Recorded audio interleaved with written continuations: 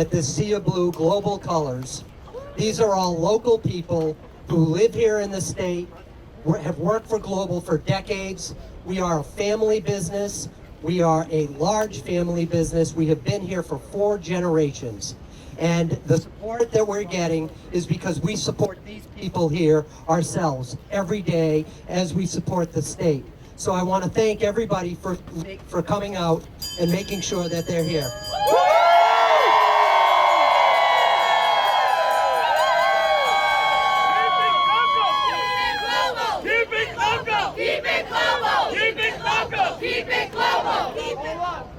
So, you know, Governor Healy has said that MassDOT Secretary Tibbetts Nuts prioritizes transparency and communication. You know, we agree 100% with that statement. And today, we're here to ask the administration to live up to that promise, because right now, transparency is exactly what's missing. Maura Healey, our governor, she was our Attorney General. I've known her for a long time. Maura, now is your moment. Be a champion. Be a hero. Do what's right for the people of the Commonwealth and demand a rebid. Maura, we need your help. Please step up and represent the people of the Commonwealth. They'll remember you during election time.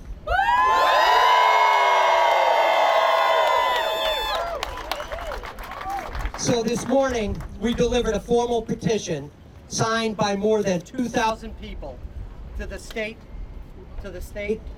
Oversight Committee, to the legislature, to the governor, calling for a full and immediate review of MassDOT's Highway Service Plaza contract. For more than a month, we've raised red flags. And last week, we filed a formal ethics complaint with the State Ethics Commission. At the center of this complaint is Scott Bosworth. Hold on. Hello? Can you hear me? Hello? At the center of that complaint is Scott Bosworth. We think this is ground zero. The MBTA official who chaired the selection committee for the RFP. Get this. He works for the MBTA, the transit agent for the railways, not MassDOT's highway division. So answer me this. Why is he the one leading a highway lease process? By the way, not just any lease process, a 35-year generational commitment to the state and to the Commonwealth. Why would he be the one that is taken from the railway, the MBTA, and why is he now handling a highway transportation bid that literally is billions of dollars? Today, we heard that MassDOT is considering removing him from the project. The move's a little bit late, but it's a start, and we commend them for doing that.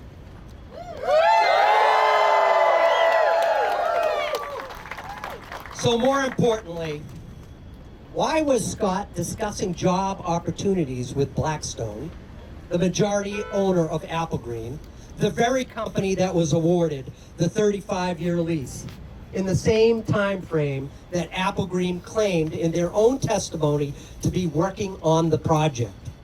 That's a potential conflict of interest, and it appears he never disclosed it to the Ethics Commission, MassDOT, or the MBTA. Instead of leading a fair and impartial review, Mr. Bosworth steered the outcome toward Applegreen, a foreign company backed by private equity. He misled the DOT board by presenting incomplete, inaccurate, and biased information, ultimately causing the board to vote based on those false assumptions. Let's be clear what he left off the table. We offered a $1.5 billion guaranteed rent, $650 million in capital investment, a proven track record of local partnerships and supplier diversity from Global Partners, a 4th-generation Massachusetts company. Meanwhile, Applegreen's own bid admits They haven't even secured the funding for their $750 million investment plan, and they don't expect to secure it until after their promised construction date. So where are they getting the money for that? They say they're going to be in the ground at the end of this year. Never going to happen in scale. They're never going to get there. So we've also seen some troubling last-minute changes to the RFP that advantaged private equity and increased risk to the Commonwealth. Allegations of inappropriate communications with bidders, and the removal of independent advisors who raised red flags and concerns. Despite multiple public records requests, MassDOT hasn't released key documents. That is a clear violation of the law. We're waiting for Scott Bosworth's information to come out and to be made public. So this isn't about one company. It's about how, sorry, it's a little hot out here.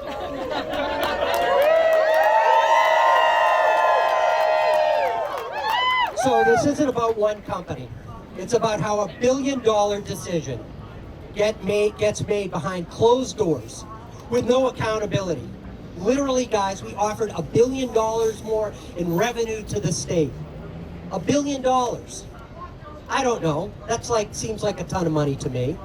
I can only hope that the governor steps in and is a champion and a hero for the taxpayers of Massachusetts. So they haven't protected public trust, public value, and the people of Massachusetts.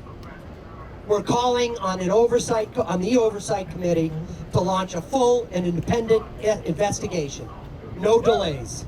We are demanding that the governor stand up for transparency and demand real answers. We are calling on this administration to restore integrity to a process that has been clouded by secrecy and manipulation.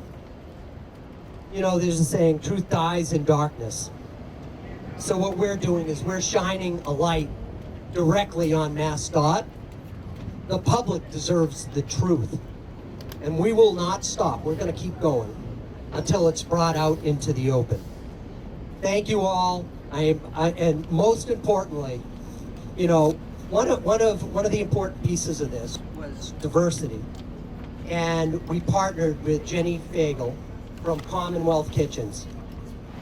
Applegreen couldn't be more excited to bring a $750 million investment in 18 brand new service plazas to the Commonwealth of Massachusetts.